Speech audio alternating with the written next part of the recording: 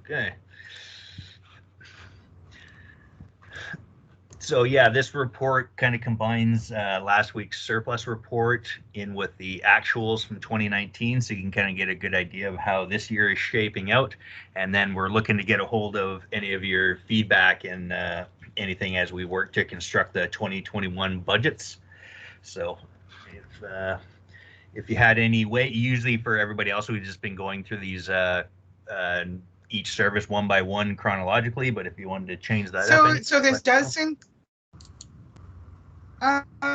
So this does include those figures that you gave us that were our surpluses from last week. That's like correct. They've been woven into these figures, so there's nothing to look forward to. I just can't believe that we're facing like an increase when we had like we were given to understand, and the editing was basically give us a really level budget. Sorry, you were breaking up there. Yeah, we haven't looked at the. What was your question? Well, I was hoping that before I get too excited about a budget increase in a COVID year when we have all these surpluses, that I could just sort of give you some suggestions and then wait for the surpluses to be applied, because I can't believe there's increases in Area D's budget when we've got all those surpluses. We haven't presented you with any, or sorry, yeah, we haven't. We don't have the 2021 budget presented yet. Where are the increases coming from? Mm-hmm.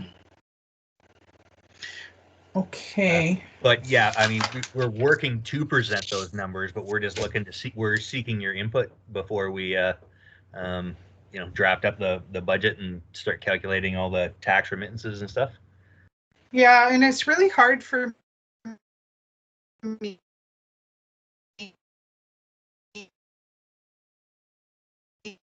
to way down. I don't know how far down it could be cut without impacting contracts that are within the VADM, like say we wanted to cut community parks.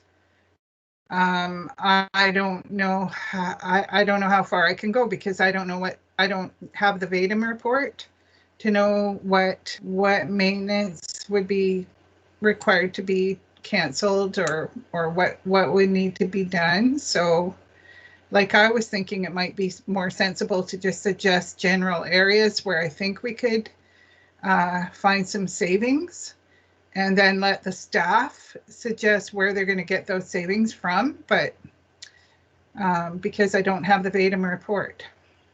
Yeah, that's the purpose of the meeting. So you just let us know the high level broad strokes, and then we want to craft the 2021 budget to reflect that the best we can. Yeah. So, yeah, that's the purpose of the meeting, is just to get your feedback and input on everything, and then hear what your constituents are saying to you, so we can encompass that into a 2021 draft budget.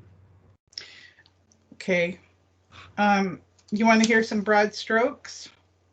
Okay. Did you have a particular service in mind? Did you want to go service by service, or did you just want us to we could hop any which way you like? This is how I approached the whole thing. I looked at the total requisition for Area D, and I tried to move the requisition down to where it was last year. That's what I'd like to see, is knowing, between a 0 and a 2% in Area D, but not anything bigger.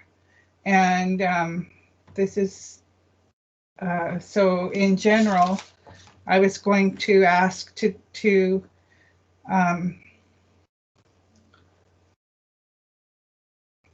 decrease the budgets overall by 0 to 2%, and reduce specific budgets such as grant and aid by 30,000 in 2021, and use the unspent surplus to add to the 30,000, like that we requisition in 2021, use the surplus from 2020 to add to that to bring us up to around 60 for grants and aid. So you got that? Just one sec here. So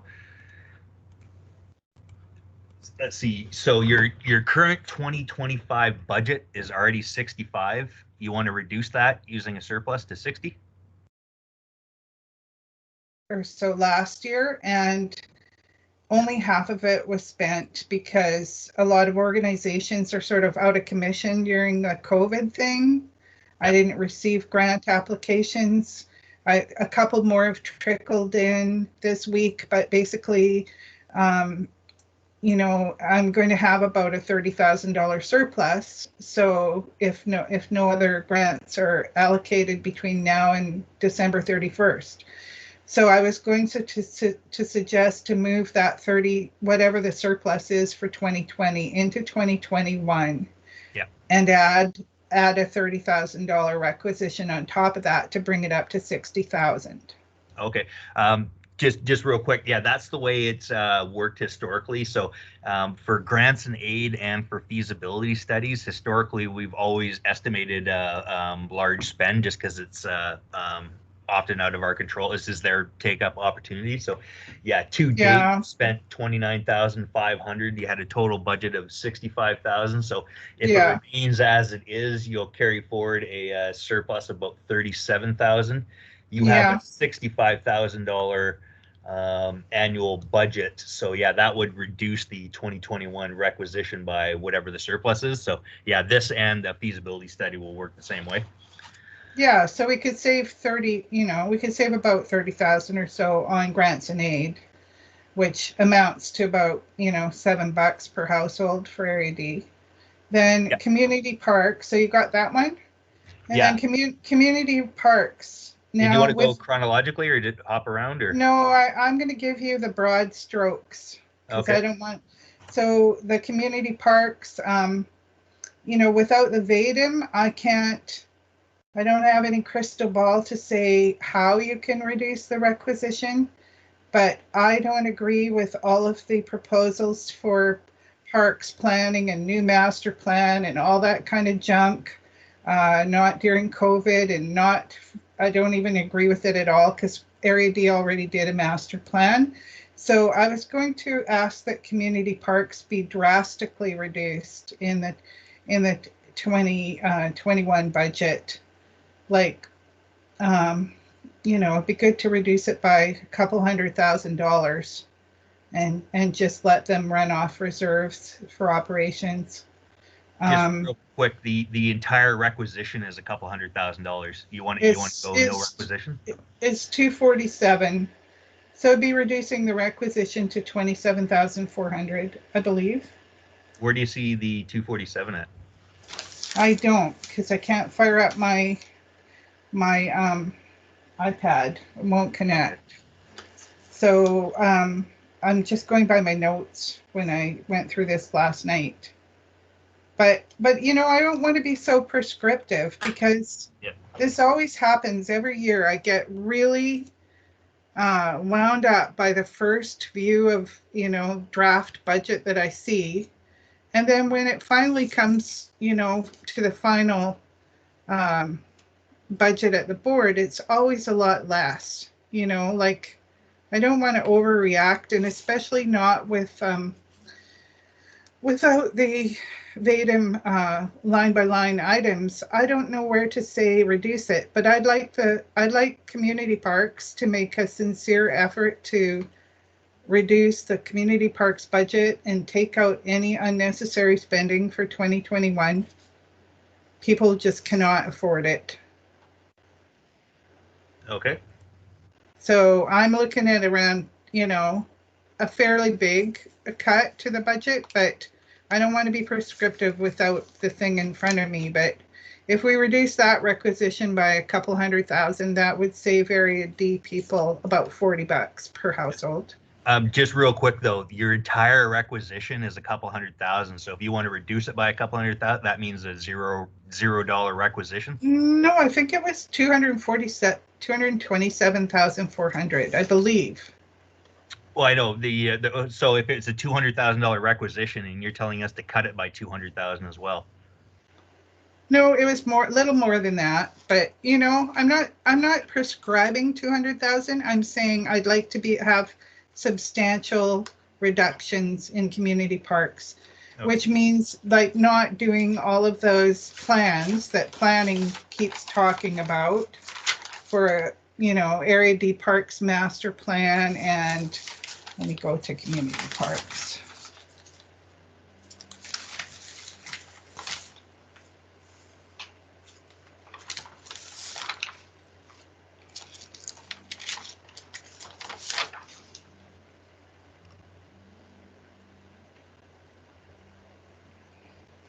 I don't know.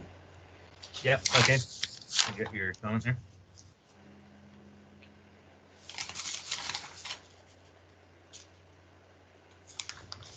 Where is it? Okay. Oh, community parks, number 614. Okay. I'd like to see all the parks planning projects spread over a 5-year plan and smooth the 5-year requisition to 150,000 per year maximum for 2021 and the next 5 years. So I want to have like something reasonable that I can reasonably expect can be completed and that won't completely annihilate whatever good work we're doing in the parks, like the operational work. So so if that's the note I had under that. Smooth the 5-year. Thank you for clarifying what you were referring to. If I may just mention, those projects that you're referring to, I believe, Mike, again, I don't have all the budget details in front of me, but those items that you're referring to, the majority of which are being funded through the Community Works Fund. So by either eliminating those or projecting them over the next 5 years, will have no impact on your current requisition.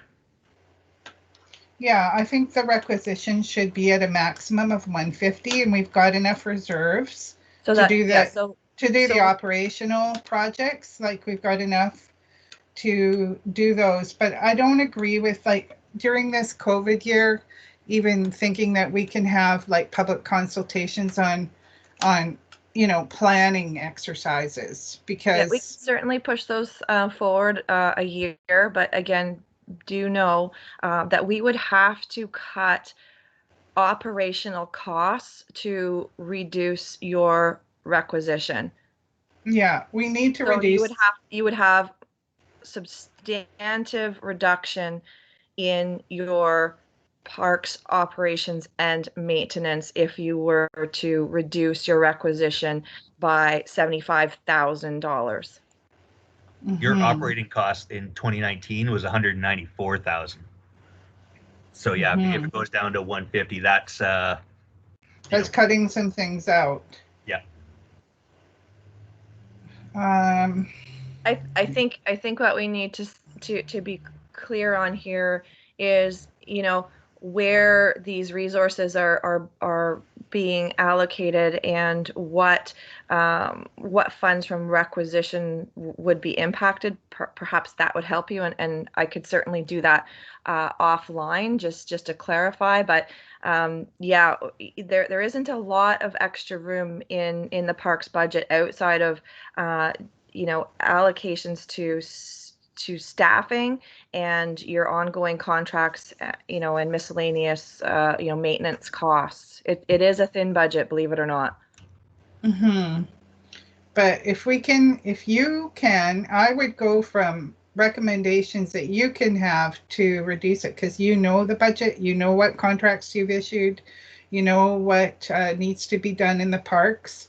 But I would like to go to a more basic budget for 2021, and just because it's a recovery year, for most people. And you know, I don't know that all those projects are, you know, even reasonable to do all in 1 year anyway, like the parking lots and the those projects have been on the books for a while. And I just think we need to slow down and take a hard look at where we can reduce costs. So let's say I'd like you to aim for 150,000 budget requisition, but you know, if you can tell me why you need any more than that, like exactly why, if there's nothing that can be cut. I mean, I just spent all summer budgeting for the library board, and we managed to get a $38 million budget down to just 1.87% increase. So that's below the cost of, you know, inflation living. And, you know, we did it. So 400 employees and 38 locations. So I think we can do it at SRD. We just need to take a hard look at it and try to reduce budgets so that Area D isn't going to be, you know. If I may, we are working fearlessly behind the scenes to ensure that any of your budgets, where possible, do not see increases for 2021. So do know that is our end goal here. We haven't presented you with 2021 figures as of yet. We've done some really preliminary stuff to date, but there is absolutely no plan to have you know, these budgets increased where possible, and in fact a number of them that we've done to date are remaining stable. So I hear what you're saying, and I will make sure that there's nothing frivolous in your budget for 2021. Yeah, we really need to find cost savings wherever we can find them. And you know, part of it is the enormous and outrageous increase in water rates that Area D people are really resistant to. And I'm trying to find savings in other areas because I know that the SRD has, you know, is not working on negotiating lower rates for us for water. And therefore, you know, everything else has to be reduced. And that's the way I'm thinking, that I'm going to reduce it so that people don't get hurt. People in my area are not going to be hurt by Campbell River water rates, and I'm going to reduce the other budgets to make sure they don't. So that's my philosophy. I'm trying to make that $75.36 increase for an average home. I'm trying to make it disappear. So so there 30,000 saved in grants and aid for 2021. Maybe, you know, 50 to 100,000 saved on community parks. Building inspection, I think we should reduce it right down to reduce by 50,000. And that would save people $10 per household. I don't see that, you know,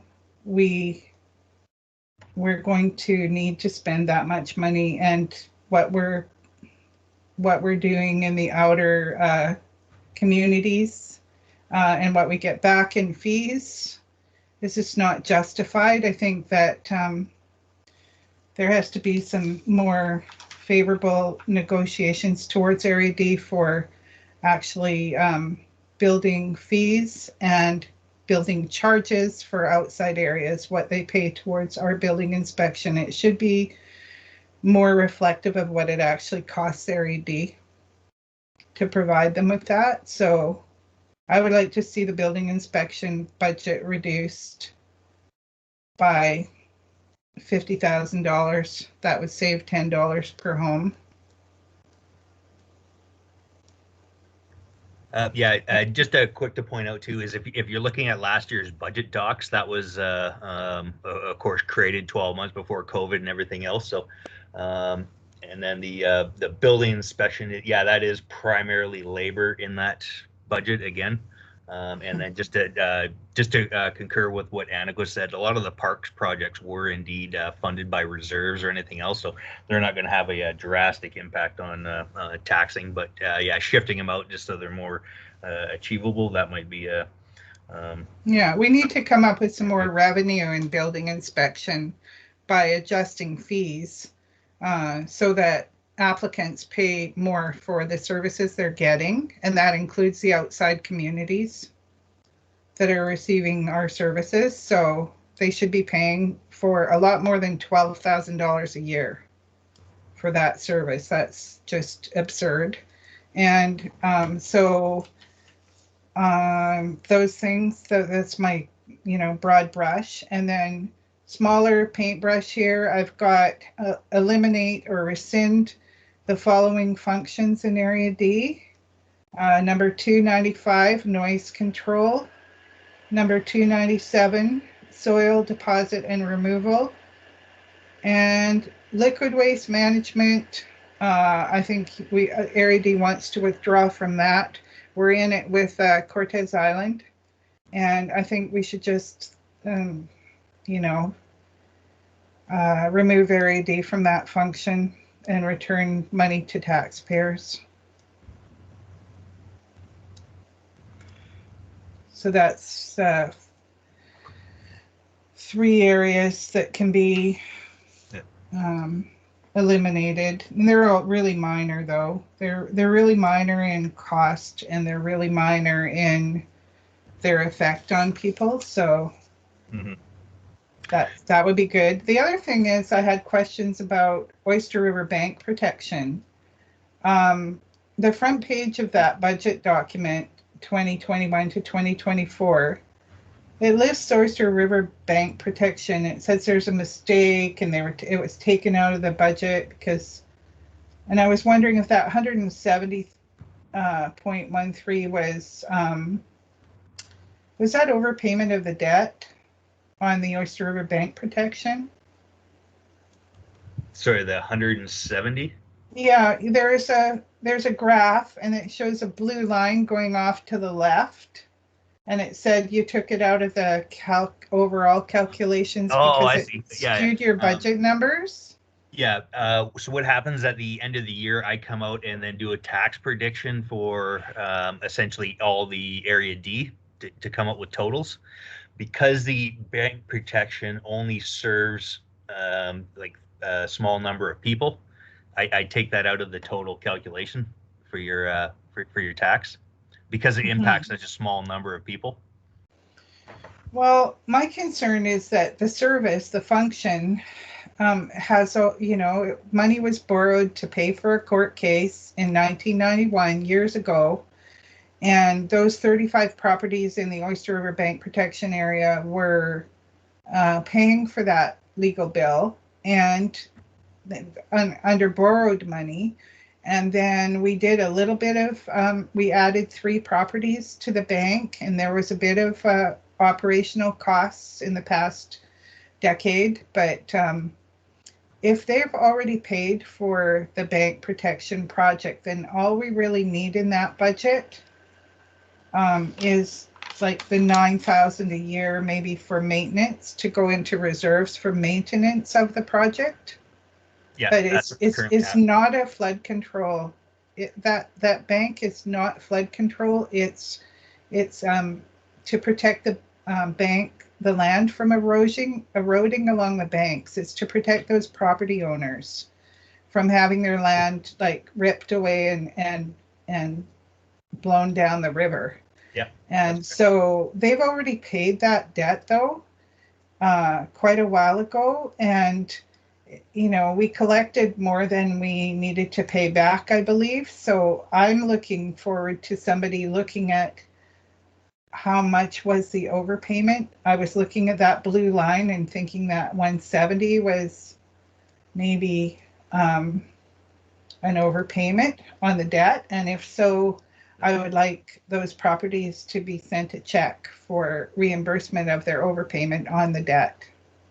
Yeah, no debt was overpaid. So this is representative of the tax assessment per individual house. on here. Mhm. So we went from 19,000 requisition, and that was cut in half down to 9. So that served to reduce the tax requisition for those specific properties. So this bar used to be way up here somewhere, if you can see my mouse.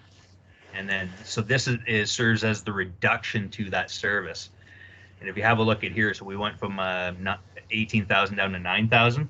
Yeah. And then, any of the applicable funds does go into the capital reserve. So if the bank has to be repaired or anything else, we Yeah. would draw from these reserves to protect those Right. specific properties. That makes sense. Yeah. Yeah. And then, So we're going down to 9,000. yeah, or we've already done that. That was done last year. And so that blue line doesn't mean anything. No, that means it's going down. And then the reason we take that out of the taxes is because this total is what we're telling everybody in Area D. On average, that was your tax bill from the SRD services for 2020. So Yeah. it doesn't include this $170 because that fee is only for the 15 or 30 properties. 35 properties. 35 properties. So the other 1,200 don't actually pay it. That's why I've excluded it from this total, because if it was included, we'd be saying that everybody is paying that fee. Yeah. Well, there's 1,250 homes between in the northern part of Area D before you get to Oyster Bay, and then Oyster Bay, Oyster River is another like 800 homes. Yeah. So yeah, that's definitely like right on the Oyster, and they're a different yeah, they have different tax bills to pay. Yeah, but I'm just trying to make one chart that's good for all your populace, and I think the Yeah. fairest way to do that is to just include that amount. But we have other one anywhere where there's this little caret symbol. That is the indicator that not all the properties effectively pay the fee. So, but I got some upgrades to that chart anyway, so you see a bit different one in 2021. Okay. So that Oyster River Bank protection will be at 9,000 in 2021. Yeah, it can be. Yep. Okay. So that's good. And I don't see anywhere else I can like suggest any savings. Yeah. That's what I was hoping for. Sorry, I don't know if we can get the bylaws out to actually rescind the 295 and the 297 soil, but those actually haven't had a requisition in a number of years. So I know, but if there's any like admin charges or anything, usually, usually there's $500 a year being charged minimum for admin for these like pretty dead services that aren't being used. Might as well like take them off the books. Yep, absolutely. Yeah. So there's one for noise control still going on, but so we'll look at that, and then the soil deposit and removal, haven't done anything there. So, okay, good comments. Yeah. And then one other thing is, it's minor too, animal control number 290. Under Area D's animal control bylaw, we arranged to have some of our revenue come from requisition, and some of it come from dog license sales. And I don't see anywhere in the document how much is coming from dog license sales. And we're different from the municipality or from Campbell River in that they charge the licensees the full amounts, and Area D charges licensees about half the amount and put the other half onto requisition, just because everybody, whether you have an animal or not, everybody benefits from animal control. Anybody who's had a stray dog, run out in front of their car on the highway or something and rescues it, and it's happened to me a couple times, like bring the dog and corral it on my property until I can find the owner.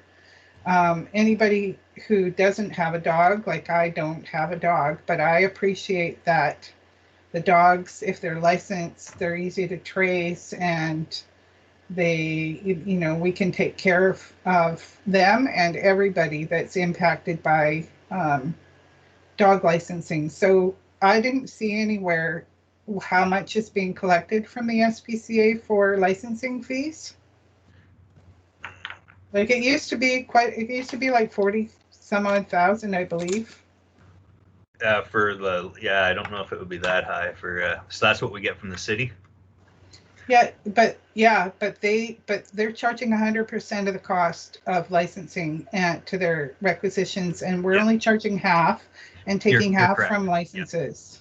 Yeah. So that half that we've taken, it comes out of down here. If you see that, so there is $400 in pound fees, and then the license fees equal 33,000. That comes out of their share, which lowers our bill, and then the requisition takes care of the rest.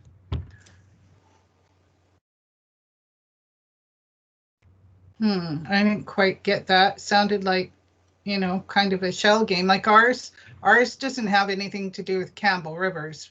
Yes, it does. They collect the fees. They do collect only half for the Area D residents, but a lot of Area D residents go in and pay them at the city. But a lot of them pay them right at the pound. Correct, which is run by the city, and the city records that revenue. In 2020, they said it was a total of $3,700. Well, we used to get all of it. Now they're taking over 40,000. That's what's going on.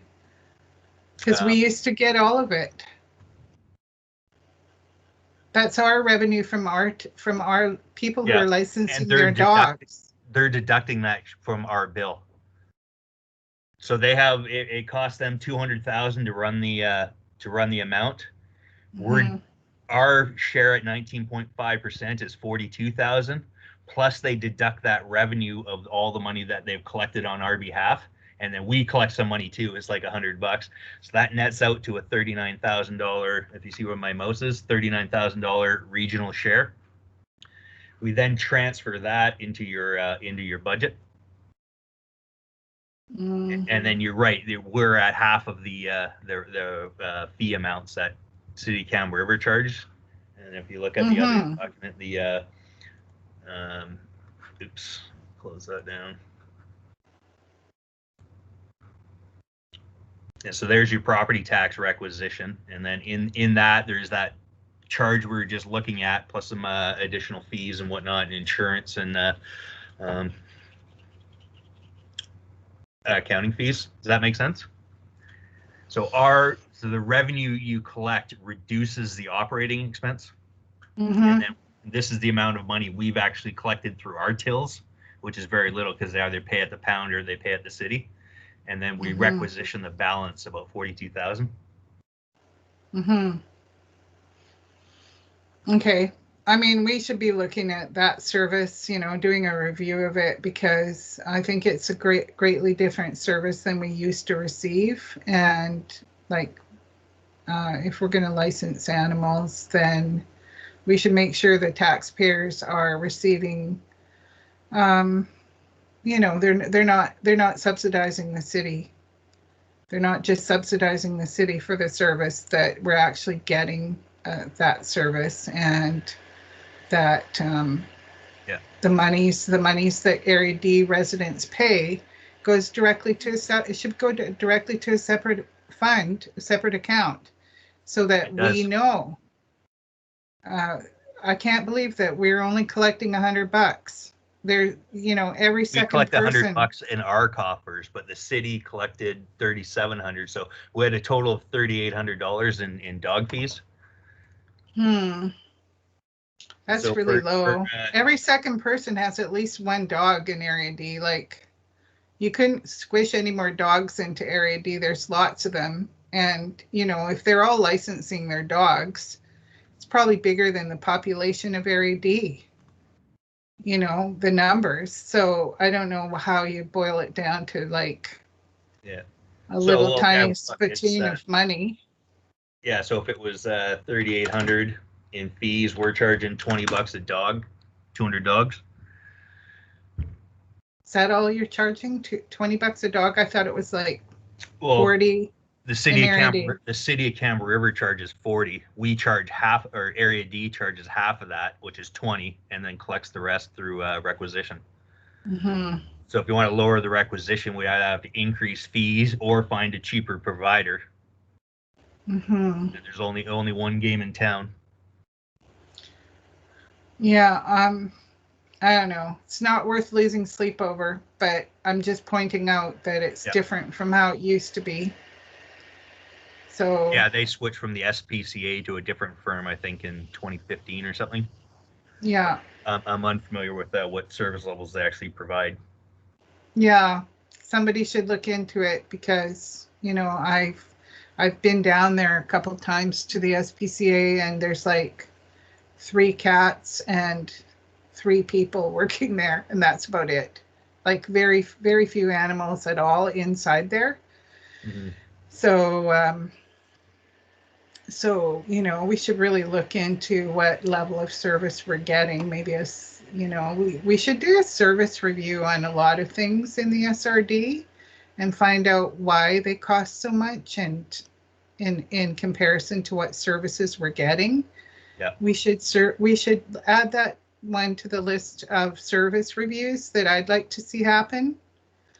The other one, I know it's not a single service discussion, but I was a little taken aback when I saw 799,000 allocated to Area D for Strathcona Gardens. I thought that we were going to get a break on Strathcona Gardens because we had such a lot of surplus going on. Like there was a lot of unspent money due to COVID. And I thought we were going to have a reduction in the requisition, and it looks like Area D took a big hit, and we're paying almost $800,000 for Strath Gardens, which, that certainly would need a service review. If I could comment a bit, so yeah, this year we had the shutdowns and everything else, so that created a big surplus. But with the COVID and everything, it also took out a huge chunk of the revenue. So we're looking to be, of course, we got the extra government funding, but the revenues are, like I say, they all kind of stopped in March. So we got, if you can just give me a quick sec here for the.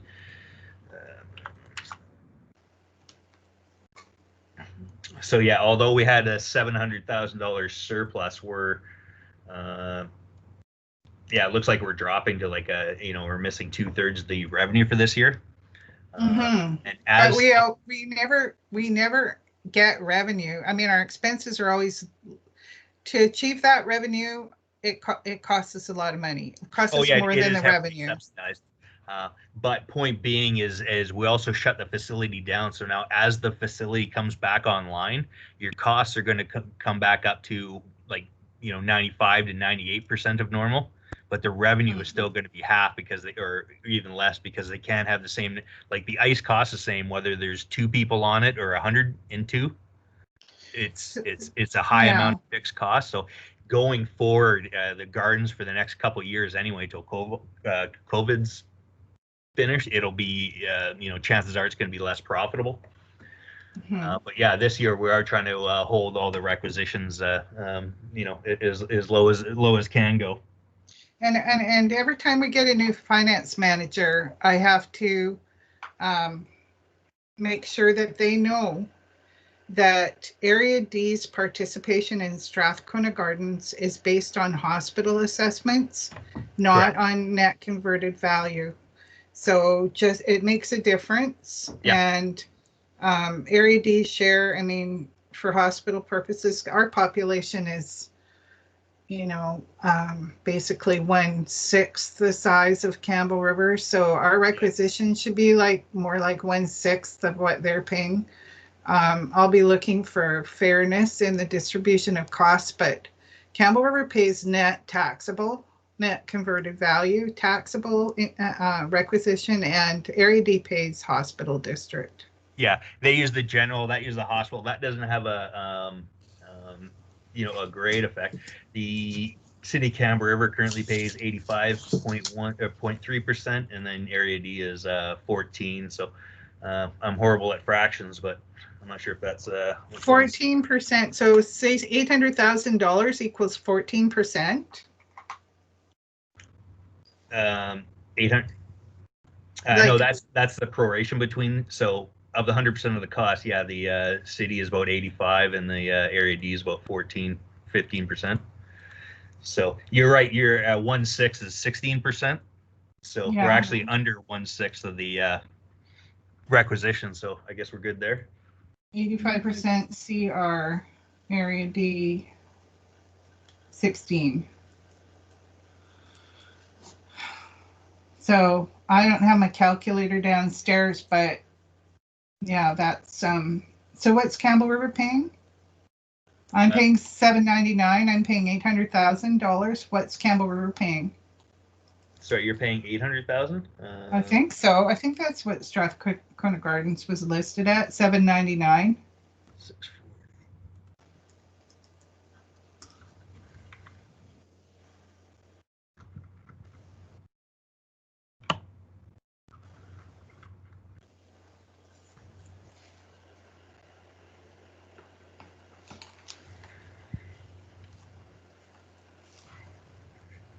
Give me 1 sec here.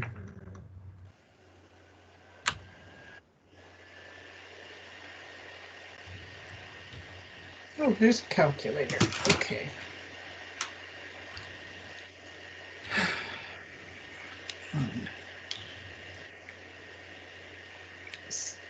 $799. I was gonna say last year there was a $5.8 million requisition. Camp River paid 4.9 million of that. And you paid 852,000. So we went from 4.8 to what in area D? You talking total dollar amount, or you want the per Yeah. household? Well, I'm just looking for ways that we can reduce requisitions, and if Strathcona Gardens is like, is a big problem, then I'd like to see that one reduced. I just want to know. Okay, yeah, that would be a more advanced conversation. The other thing to throw in the mix there is if that recreate grant does go through, and we are looking at an extended shutdown or anything, like I say, it would be additional COVID, so that would actually generate an additional surplus for the period it's down because the operations are subsidized. But that'll only affect 2022, right? The recreate. If that happens and we have a shutdown to rebuild, that won't affect the 2021 budget. Well, chances are we won't start in 2021, but it's a big question. Like I say, COVID could kick up and they could shut the place down again. Yeah. Strathcona Gardens is extremely subject to the the public perception and everything else. So even if they are allowed, whether the customers or anything gets back, so yeah, it's a pretty big wild card. So yeah. So currently in the budgets, what is Campbell River paying in dollar amount, and what is Area D paying? You gave me the percentages, but what's the dollar amount? So I'll pull up the exacts here. 1 sec.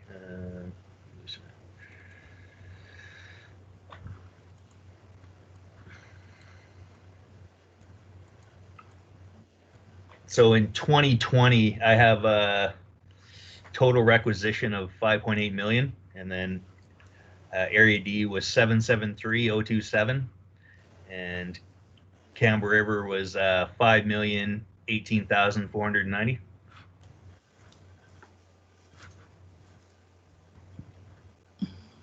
That was in 2020, but for 2021, what's projected? We haven't done all we have some pretty loose numbers, but as far as the projection, it really depends on the service, but I could have a look. But yeah, we're looking to hold everything kind of steady and put it into the any surplus to actually carry that forward, because we're thinking that 2021 shouldn't be so much the problem, but 2022 could be a significant problem if COVID's still around. Mm-hmm. But yeah, but the purpose of these meetings is so we can assemble a more formalized 2021 plan. Yeah. And so after this, we'll all be going back to the drawing board and actually creating them, and then that would it also depends how assessments change and everything else. Yeah. So we got the final assessment numbers? Like, are these is this preliminary budget based on final assessments? Well, the numbers from the prior year were all based on the 2020 ones, but the 2020 The 2021 assessments don't come out till January 3rd. I thought so. Yeah. So things could change quite. That's why I say I always get excited at the first brush at the budget because I see these big numbers and I think, how can I cut this down? But then in the final analysis, usually assessment numbers come through and they're favorable. Yeah. And they sort of bring things down for Area D. That's our whole point. That's why we're not even presenting 2021 numbers. This is all 2020 data you look at. So the 2019 just represents the the audited financial statements of a full complete year. The 2020 columns are just our best guess, and then we're just trying to seek your input to see how to create the future budget. Okay, so other than these comments that I've given you, and maybe looking towards service reviews if we can't get things a little more reasonable for Area D taxpayers. I think that I don't have much else to say about that budget. I've looked through the whole thing and can't find any, I can't find any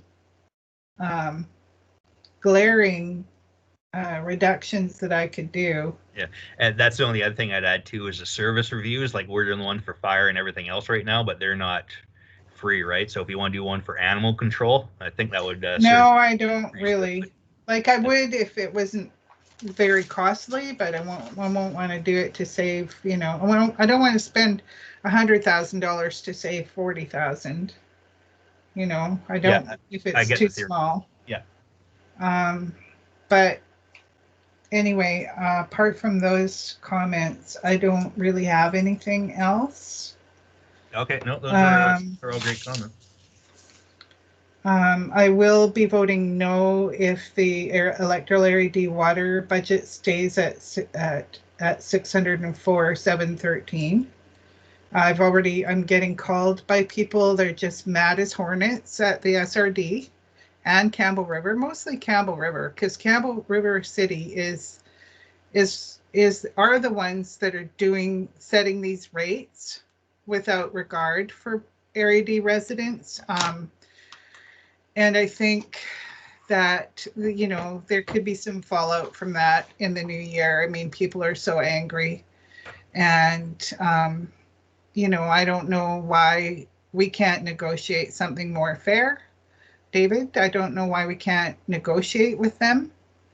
The only other thing we can do probably is call for a service review or go to the ministry and say, look, put the legislation back in place that requires provincial oversight by the inspector of municipalities when they set their rates bylaw. That should require inspection by the inspector before it gets a final reading in Campbell River. And if they would do that and put the community charter back to where it had been before they started jumping these rates up indiscriminately, then maybe we could get some fairness into the system. But right now, we've got to do something. But I've tried various ways to try to bring it down, and I don't know where to turn. Maybe a service review, maybe bring in a mediator or something. We need to negotiate with them. It just can't be this way, it just indiscriminate charges for what they and yet they keep their own residents water services to around $400 flat fee and charge us like $2,000. It's more than all of our other taxes combined. It's just the most absurd and unfair situation probably in the whole province, and it needs to be fixed. And I would hope that maybe we can find a solution this year. Yeah. And sorry, I was going to say I have a couple points to add on that. I don't disagree with anything you've said. And I know that Courtney RD, who owns their supply. They currently retail their water out at 83 cents a cubic meter, and in Campbell River, you're right, it's a lot higher. Just to point out that they do have a bylaw in place now for their water, and it has a 1.25% built-in increase for the next 3 years. For Area D, not their, or for them. The Campbell River water rate for anybody who they sell bulk water to, which you're their primary customer. Yeah. So yeah, I'm just saying that when I But I bet you dimes to dollars that they don't have that kind of increase for their own residents, and we're all drinking the same water that comes from Area D. Yeah. So, where's the fairness? I want to know, where is the fairness, and who is going to oversee this so that we don't have to live with this, basically fascist regime, putting these charges. Yeah. But just a couple of mathematical comments too. I won't comment on the ethics or anything else, but we are seeing a percentage increase, and then we have a known increase as far as the rate. So by the time we compute all the numbers, we would be looking at another increase next year. Unless something comes in, we don't have any more repairs or anything else. But historically, we have been budgeting for like small 5% increases and whatnot. You have seen the surplus, but this year so far it's up 8.8%. So my estimate for the bulk water fee will be a price increase of 8% over 2019 plus a volume increase. So it is, as long as we have a small percentage of people on metered and everybody's on flats, just mathematically they're I'll be coming forward with more rates. And then now, okay, something went through my mind on this. So have we applied for the water meter grants in August? Did we get our application in on time? The monies that the deputy minister said that she would put in a good word for us on, 2.4 million for universal water metering in Northern Area D. I would like to speak about this, Director Lee.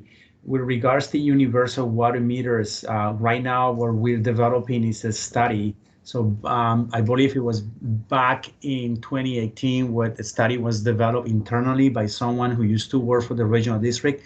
We have engaged an engineering firm to review what we did in the past and to enhance this study so we can submit it once there is a grant announced. But so far I haven't seen that announcement being made.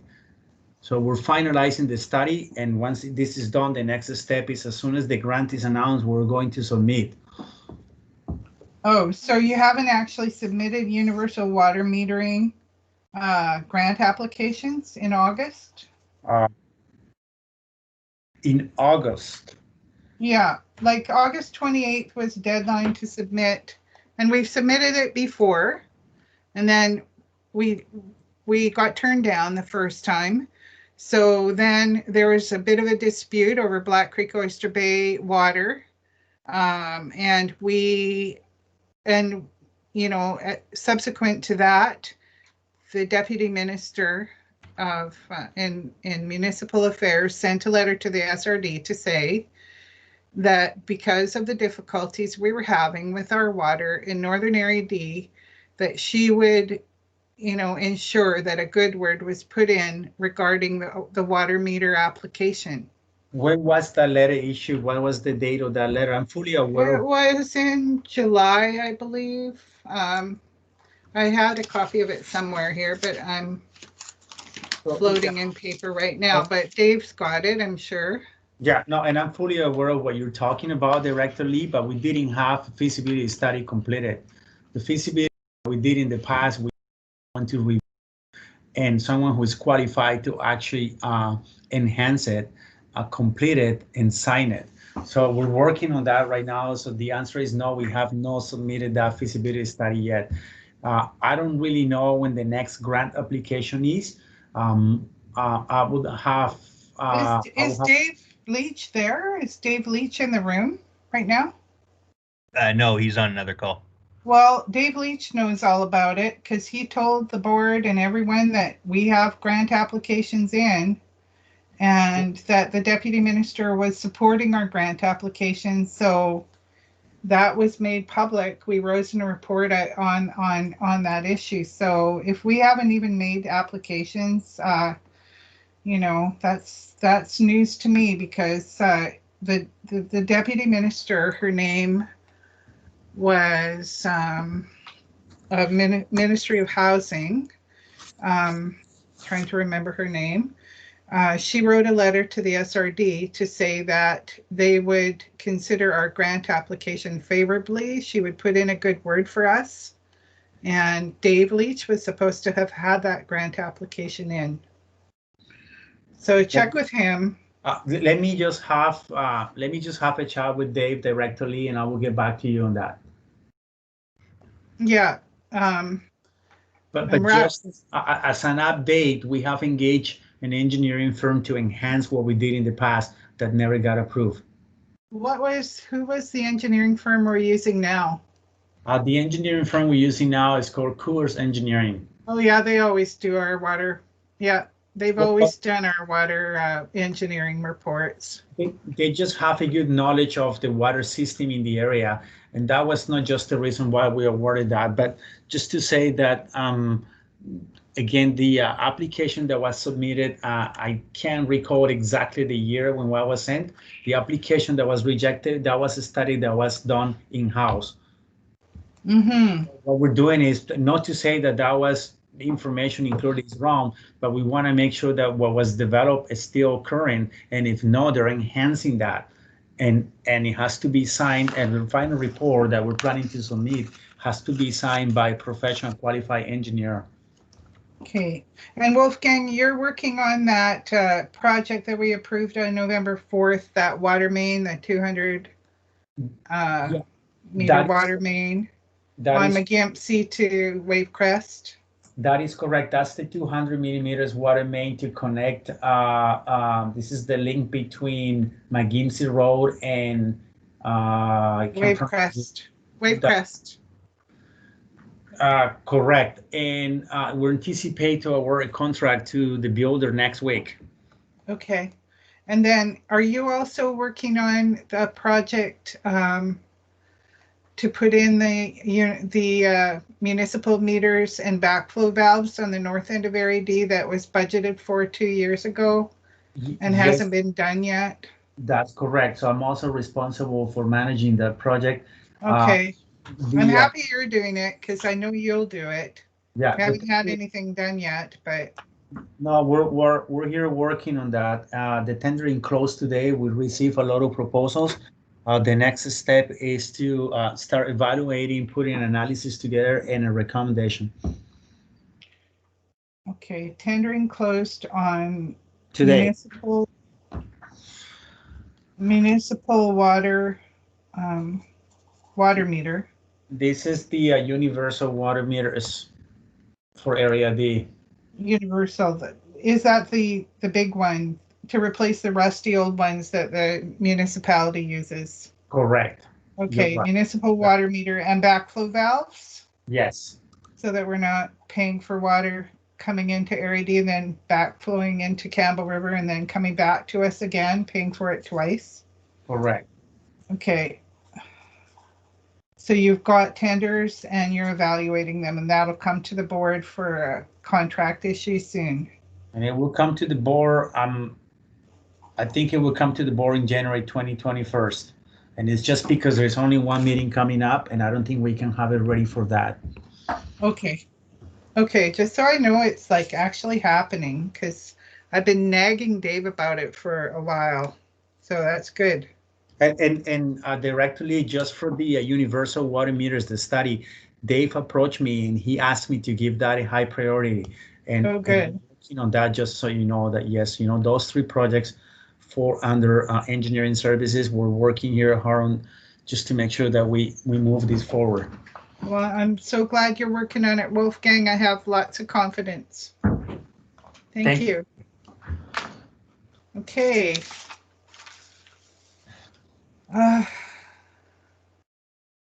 So that's all I have to say. That's all I've got.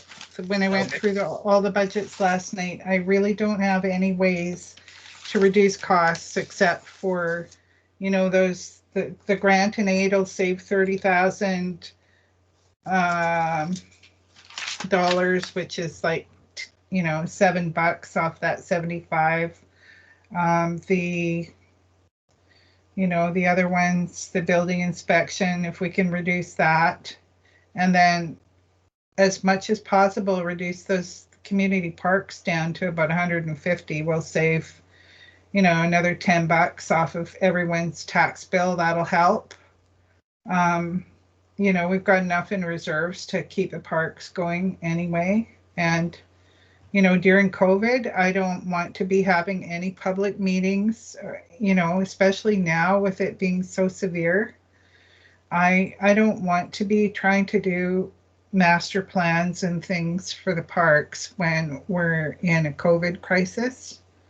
So I think that can be, put off until, and we already have a master plan that we already did when we were Comox Strathcona, and it just needs updating. We really don't need to focus on that. So, that's all I have. Yeah, okay. Okay.